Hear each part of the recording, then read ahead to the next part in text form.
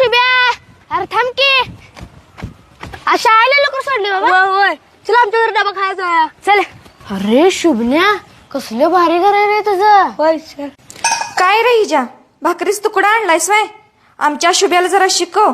शिळ काही सुद्धा खात नाही, सगळं चांगलं चुंगलं लागतं. अहो नाव काकू, ते मला आवडते ना म्हणून माझ्या आईने दिले. आय, देव असं का करतोय का?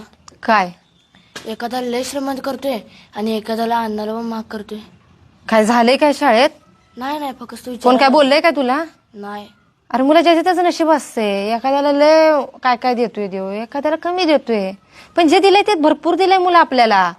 हाय त्यात समाधानी मानायचं, त्यातनं चांगलं शिक्षण करून ते घडायचं. आपलं परिस्थिती आपण बदलायचं. देवाकडे सगळं मागत बसायचं नाही. मुलं हात पाय त्यानं सगळं धड दिलंय ना, काय बी मिळवशील आयुष्यात. वाईट नादाला तेवढं लागायचं नाही. सगळं होते. जरा असं संयम ठेव.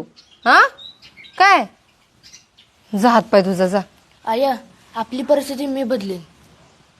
तेवढं मला विश्वास आहे पुढे तुझ्यावर. जाणार बघ. अरे मला विश्वास आहे मुला तुझ्यावर. त्यामुळे दुसऱ्यांचं बघून तू असं मन तोंडबिंड पाडू नको. खचायचं नाही. सगळं होते व्यवस्थित. जा हात पाय तुझा जा.